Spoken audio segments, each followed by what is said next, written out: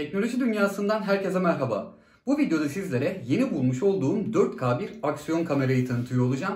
Bu kameranın markası Boot. Bu 4K'ya sahip olduğu söylenen aksiyon kamerayı internet üzerinde birçok kişi tarafından aratılmış ve çok kişi tarafından satın alınmış. Ben de neden bu kadar satın alındığını hem görmek hem de öğrenmek hem de daha sonraki videolarımda artık tepeden çekimlerde bu kamerayı kullanmak için satın aldım ve sizlerle birlikte hem açılışını yapacağım, hem özelliklerinden bahsedeceğim, hem de çekiminin nasıl olduğunu sizlere göstereceğim. Bu kamerayla orijinal 4K 30 FPS'lik bir çekim yapacağım ve 1 dakikalık bir video olarak bunu daha sonrasında yükleyeceğim. Böylelikle siz de sadece bu kameranın çekim kalitesini görmüş olacaksınız. Bu arada tabii ki mikrofon testini de o video içerisinde yapacağım. Şimdi videoya geçmeden önce kanalıma abone değilseniz abone olup bildirim zilini açmayı, ayrıca videomu beğenirseniz de beğen tuşuna basmayı unutmayın. Hadi şimdi videoya başlayalım.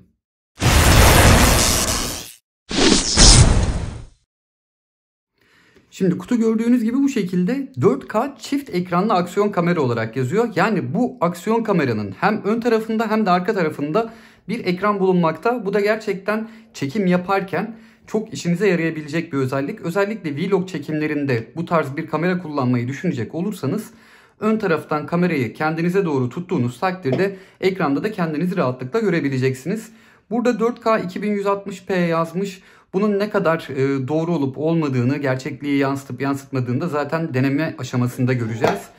Bu kısımda birinci ekran yazmış. Video ve fotoğraf çekimlerinde burada 1.3 inçlik HD LCD ekran sayesinde çekimlerinizi anlık olarak görebileceğiniz yazmakta. Arka taraftaki ekranda, yani ana ekranda 2 inç HD ekran olarak yazılmış. Burada kamera özelliklerinden bahsedilmiş. 170 derecelik süper geniş açılı bir lense sahip olduğu burada yazıyor. Ki zaten kameranın açısı hafiften balık gözünü andırıyor gibi ama tam balık gözü de değil. 4K video çekim özelliği bulunmakta. 4K'da 30 FPS 16'ya 9 formatında çekim yapıyor. Yani 60 FPS veya 24-25 FPS gibi ayarlar bulunmuyor. Sadece 4K 30 FPS var.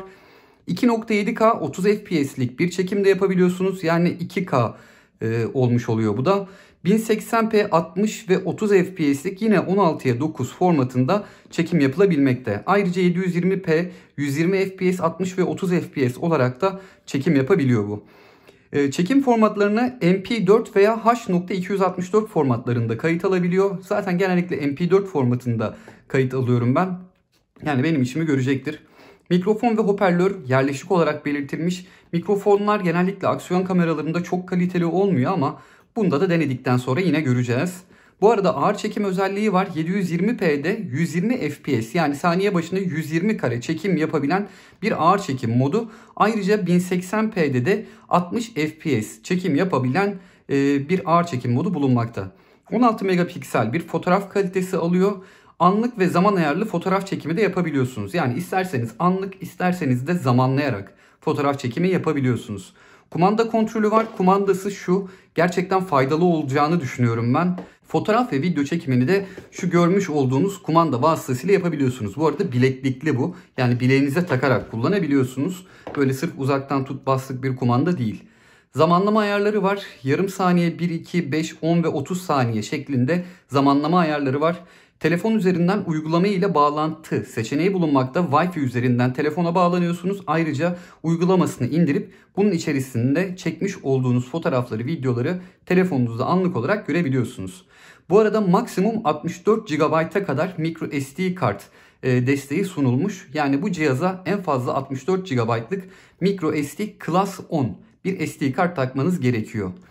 900 miliamperlik bir lityum bataryası olduğu yazılı. Ne kadar süre dayanacağını açıkçası bilmiyorum. Bunu da yine ilerleyen videolarda deneyip göreceğiz. 30 metre derinlikte suya dayanıklılık yazılmış. Ötesinde dayanıklılık olacağını öngörmemişler burada. Yani 30 metrenin daha derinine bu kamerayla dalmayın. Ki zaten profesyonel dalıcı değilseniz 30 metrede ne işiniz var? Burada da kamera özelliklerini yazmış. 1.3 inç ön taraftaki söylemiştim. 2.0'da arka taraftaki ana kamera. İçerisinden toplam 12 tane aksesuar çıktığı yazmış. Onu da şimdi kutu içeriğinde beraber görelim. Şimdi şu şekilde kutuyu çekiyorum. Bu arada hoş bir tasarımı var. Şurada taşıma olarak kullanılabilecek bir yer de yapmışlar. Bunu alttan çekiyorum. Alt tarafında bu şekilde kutu var. Önce şunu bir açalım. Şimdi şurada gördüğünüz aksiyon kameranın kumandası var. Cırt cırtlı. Bunu buradan çıkartıyorum. Böylece alıyorum. Ve şöyle bileğe takarak kullanılabilecek bir cırt cırtlı. Tabi bilek kalın olduğu için cart diye hemen oturmuyor. Bilekten kullanılabilecek bu şekilde bir kumandası var. Buradan fotoğraf çekimi, bastığınızda direkt ışık yanıyor gördüğünüz gibi. Buradan da video çekimi yapabiliyorsunuz. Bu arada tek ışık yanıyormuş. Sadece şu ışık kullanımda. Burada herhangi bir ışık falan yok. Şimdi aksiyon kamera gördüğünüz gibi su altı dalış ekipmanıyla birleşik olarak geliyor. Şunu şuradan sıkıp ittiriyorsunuz ve gördüğünüz gibi buradan hemen çıkıyor. Aksiyon kamerada bu şekilde bir aparat içerisinde geliyor. Şimdi diğer bütün parçaları ben çıkartayım. Ardından aksiyon kameranın açılışına geçeyim. İçerisinden bir tane Türkçe kullanım kılavuzu çıkmakta. 4K çift ekranlı aksiyon kamera. Hem garanti hem de kullanım kılavuzu olarak burada gösterilmiş. Tek dil Türkçe. Bu da gayet güzel. İçerisinden bu şekilde bir sabitleme aparatı çıkıyor. Şöyle altında birleştirici bir parça daha çıkacak içinden. Bu şekilde bisiklete ve motosiklete monte edebilmek için kullanılacak bir parça var. Gördüğünüz gibi. Daha sonrasında sabit bir düzleme ekleyebileceğiniz yapışkanlı bir parça bulunmakta. Bunu da jelatininden çıkartalım. Şu çok gerekli bir şey. Bunu olabildiğince kaybetmemeye çalışın. Burada kafa bantı olarak kullanılabilecek ya da başka bir yere bu şeylerle sabitlemenize yarayacak. Gördüğünüz gibi kordonlar, kayışlar bulunuyor. Bunu da kenara aldım. İçerisinden şarjı için bir tarafı micro USB, bir tarafı USB bir kablo çıkıyor. Ayrıca son olarak da şu bağlantı aparatı ve 2 tane de ekstradan yapışkanlı zımbırtı çıkmakta. Onlar da şunun için işte. Şu bağlantı aparatı da şöyle göstereyim. Şu. Şimdi aksiyon kameraya geliyorum. Şunları bir kenara itiyorum. Aksiyon kamerayı açmak için şuradan, yani şunun içinden çıkartmak için şunu çekiyorsunuz. Şöyle alıyorsunuz ve buradan çıkartıyorsunuz. Şimdi bakın bunun üzerinde de şöyle koruma jelatinleri var. Bunları da çıkartalım. Bu tarafında bir şey var mı? Yok gibi görünüyor ama hani su altında kullanımda nasıl net bir görüntü verir bilmiyorum. Görüyor musunuz? Bayağı bir çizik içinde gibi ama su altında çekim yapmayacağım için açıkçası benim için sorun değil. Bu arada bunun içinde su almayacağından eminim. Tam vakumlu bir şey. Zaten bunlardan her aksiyon kameranın içinde çıkıyor. Gayet de sağlam oluyorlar. Şurada da tuşları var işte. Aksiyon kameranın arka tarafındaki 2 inçlik ana ekran burası. Üst tarafında bir tane deklanşör tuşu, bir tane de açma kapatma ve Wi-Fi işareti olan bir tuş bulunmakta. Yan tarafında şarj etmeye yarayan giriş ve ayrıca burada da üzerinde Wi-Fi işareti olan bir tuş var. Ön tarafına geldiğimde burada kameranın kendisini görüyorsunuz. Şurada bunun ucunda jelatin var, onu da bir çıkartalım. Bu arada lensi çizmemem gerekiyor. Lensin hoş önünde birazcık daha koruma var ama yine de çizmeyelim. Şurada da ön ekran bulunmakta. Ön ekranın üzerinde bir tane daha bir jelatin var sanırım. Evet, bir jelatin daha koymuşlar buraya. Onu da şöylece çekiyoruz ama gelmiyor. Evet, bunu da böylece çekiyorum. Ve şimdi asıl ekran ortaya çıkmış bulunmakta. Ben de bunu şu jelatini ekranın kendisi zannettim. Neden bu kadar değişik dedim ama gayet hoş. Şimdi şu alt tarafını gösterecek olursam burayı bu şekilde açıyorsunuz. Burada bir tane bataryası var. Bataryayı çıkartmanıza gerek yok. 900 miliamperlik bir batarya olduğunu söylemiştim. Şarj işlemini buradan yapıyorsunuz. İlk şarj işlemi ortalama 5-6 saat civarında etmeniz gerektiğini, daha sonraki sürelerde de şarj işlemi en fazla 3 saat yeterli olduğu söylenmekte kullanım kitapçığında. Bu arada ben içine hemen bir tane 32 GB'lık Class 10 micro SD kart hemen taktım.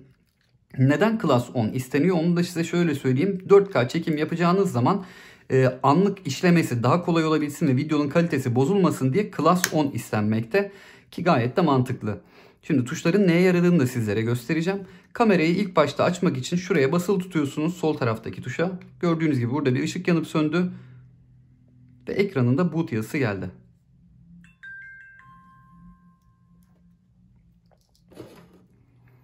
Hemen 4K 30 FPS'lik çekime geldi. İlk benim açtığımdaki ayar bu oldu. Şurada ekranda görüyorsunuz, şurada 4K 30 FPS yazıyor. Burada 29.6G yazıyor. Bunun ne olduğunu bilmiyorum. Burada hafıza kartının takılı olduğu. Burada Wi-Fi'nin şu an bir bağlantısı yok. Kameranın pili şu an 2 diş. Burada mikrofonun açık olduğu, burada da daha ayarlanmamış tarih ve saat var. Şimdi mod değiştirmek için şuradaki görmüş olduğunuz kapat aç tuşuna bir kez basacağım. Bir kez bastığımda 16 megapiksellik kameraya dönüşüyor. Şu an sadece kamera ayarında fotoğraf çekimi yapabiliyorsunuz. 9056 tane fotoğraf çekimi yapılabildiği yazıyor. Demek ki bir öncekinde de o kadarlık video çekimi olacak herhalde. Burada 720p 120 fps'lik yavaş çekim, ağır çekim modu var. Burada çekmiş olduğum videoları ve fotoğrafları görüntüleyebiliyorum. Burada da ayarlar butonu var. Şimdi ayarlara girmek için şuradaki deklanşör tuşuna bir kez basıyorum. Gördüğünüz gibi burada ayarlar menüsü açıldı. Yalnız bunda yukarı aşağı bir tuş olmadığı için değişimi, menüler arasında geçişi şundan yapıyorum. Buradaki Wi-Fi tuşuyla. Gördüğünüz gibi aşağı gitmek için Wi-Fi tuşuna basıyorum. En yukarı gelene kadar devam ediyorum.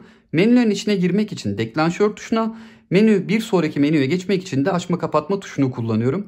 Burada video çözünürlük modları arasına giriş yaptığımda gördüğünüz gibi 4K 30 FPS, 2.7K 30 FPS, 1080p 60 ve 30 FPS, ardından 720p'nin de 120 FPS'ten 30 FPS'e kadar olan modları bulunmakta. Şimdi buradan geri gelmek için tekrardan buna basıyorum. Ses kaydını buradan açıp kapatabiliyorsunuz. Hızlandırılmış dediği hızlandırılmış çekimi açıp kapatma işlemi buradan yapılıyor. Kayıt döngüsüne de bastığınız takdirde şöyle gelelim. Kayıt döngüsüne bastığınızda her 2 dakikada bir videoyu başa alıyor ve yeniden başlatıyor. Bu kayıt döngüsünü açmayabilirsiniz. Bunu açtığınız takdirde 2 dakikalık videolar kaydediyor ve 2 dakikanın üzerinde kayıtlar almamış oluyor. Ağır çekim modunu da şöyle geldiğinizde 720p 120 fps veya 1080p 60 fps olarak ayarlayabiliyorsunuz. Şimdi bir sonraki menüye geçmek için dediğim gibi güç tuşuna bir kere basıyorum. Fotoğraf çözünürlüğü menüsünde 16, 12, 8, 5 ve 2 megapiksel ayarları bulunmakta. Zamanlanmış fotoğraf kısmına geldiğinizde buradan isterseniz 3, 5, 10 ve 30 saniye 20 saniye olarak ayarlayabiliyorsunuz. Otomatik kısmına geldiğinizde otomatik olarak 3, 10 saniye, 15 ve 30 saniye burada olması lazım. 20 ve evet 30 saniye olarak otomatik çekim yaptırabiliyorsunuz. Drama çekiminin ne olduğunu bilmiyorum. Bunu da deneyip göreceğiz. 3 PC, 5 PC, 10 PC şeklinde yazılmış. Bir sonraki menüye geliyorum. Burada pozlama değerlerini, beyaz dengesini ayarlayabileceğiniz yer görünmekte. Wi-Fi'yi buradan açıp kapatabiliyorsunuz. Görüntü döndürme ayarını buradan yapıyorsunuz. Sürüş modu buradan açılıyor. Işık kaynağı frekansını ayarlayabiliyorsunuz ki bu güzel bir şey. 50 ve 60 Hz olarak ayarladığınız takdirde video çekimlerinizde şöyle dalgalanmalar oluyor ya. Onu ayarladığınızda dalgalanmalar en aza, bazen de tamamıyla gitmiş oluyor. LED gösterge ışığı buradan aktif oluyor. Şuradaki gösterge ışığından bahsediyor. Otomatik ekran koruyucu 30 saniye sonra devreye giriyor. Otomatik kapanma 5 dakika sonra gerçekleşiyor ve buradan ayarlayabiliyorsunuz. İsterseniz çekmiş olduğunuz fotoğraf ve videolara zaman filigranı ekleyebiliyorsunuz. Kontrollü açılış dediğinin ne olduğunu bilmiyorum. O yüzden girmiyorum hiç ona. Bir sonraki menüye geliyorum. Burada dil Türkçe, tarih saat ayarı var. Format dediği kısım tarih saat formatı. Fabrika ayarlarına sıfırla kısmı burada. Firmware bilgisi de burada bulunmakta. Tekrar buna bastığımda artık deklanşöre basın ve ana menüye gelin diyor. Şimdi gördüğünüz gibi bu şekilde kamera, şöyle göstereyim ben size. Gayet aslında 4K 30 FPS'te şöyle takılma falan yok. Ekran da gayet güzel görünüyor. Mikrofonun da nasıl olduğunu beraber göreceğiz. Şimdi şuradaki ekrana gelmek için yapmamız gereken şey bu yandaki Wi-Fi tuşuna bir kere kısa basmak. Bir kere kısa bastığımda otomatik olarak gördüğünüz gibi ön ekrana geçiyor ve ön ekranda artık çekim yapılabiliyor. Yani kendinizi bu şekilde fotoğraf veya videoyu almak istediğiniz takdirde ön taraftaki ekrana şu yandaki tuş vasıtasıyla geçiriyorsunuz. Bakın bir kez daha bastım. Şimdi artık arka ekrana gelmiş bulunmakta. Peki neden bu Wi-Fi işareti yapılmış? Bunu uzun süre basılı tuttuğunuz takdirde Wi-Fi modunu açıyor ve aramaya geçiyor. Dolayısıyla da Wi-Fi modu da buradan aktif edilmiş oluyor. Gördüğünüz gibi boot aksiyon kamera, 4K aksiyon kamera bu şekilde. Şimdi ben videonun bu kısmında 4K 30 FPS'lik bir video kaydı yapacağım. Bunun görüntü kalitesini net olarak görüyor olacaksınız. Şimdi ben buradan çekim tuşuna bastım. Hem mikrofon açık hem de aynı anda bundan video kayıt alıyorum. Şöyle etrafı da bu şekilde sizlere gösteriyor olayım. Yaklaşık 1 dakikalık bir video çekeceğim. Şu an 12. saniyesinde. Sesim nereden oluyor tam olarak bilmiyorum. Üstten mi alttan mı bir yerden ses oluyor. Bu arada şöyle hızlı geçişler yapayım. Bunun takılıp takılmadığını da beraber görelim. Şu şekilde hızlı geçişler yapıyorum. Ya da şöyle yapalım. Şöyle daha hızlı döndürelim. Bu arada çekim yaparken otomatik olarak ekran kapanıyor. 30. saniyede otomatik ekran koruyucu gibi bir şey geçti. Kendimi nasıl gösteriyor onu da şöyle bir göreyim. Şu şekilde kendim hem konuşuyorum hem bundan video çekimi yapıyorum. Şu an ön kameraya almadım. Sadece arka kameradan, özür diliyorum, ön ekrana almadım. Sadece arkadaki ekrandan çekim yapıyorum. Gördüğünüz gibi kayıt bu şekilde. Bu arada sadece bu videoyu izleyenler için video garip gelebilir. Şu an buradan gördüğünüz gibi ben kendimi aslında bir videoda kaydediyorum. Ve bu videoda da Boot 4K kamerayı beraber inceliyoruz. Evet, 1 dakika 10 saniye bile olmuş. Ayrıca şu kısmı da unutmadan geçmeyelim. Şimdi kameranın bir de kumandası olduğu yazılmıştı. Kumanda üzerinden kamera tuşuna bastığımda gördüğünüz gibi otomatik bir fotoğraf aldı. Buradan video tuşuna bastığım takdirde de şu an video kaydını otomatik olarak girdi. Tekrardan bastığımda video kaydını durduruyor. Fotoğraf çekmek için kırmızı, video kaydı almak için de gri tuşu kullanıyorsunuz. Fotoğraf çekiminin hangi kalitede alındığını şöyle anlayacaksınız. Yapmış olduğunuz ayarlarda 16 megapiksel seçili ise bastığınızda 16 megapiksellik bir fotoğraf alıyor.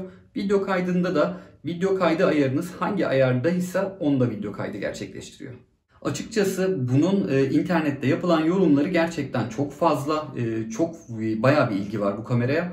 Gerçekten belirtildiği gibi güzel bir görsele sahipse ve görüntüleri düzgün bir şekilde alıyorsa işimize yarayacaktır.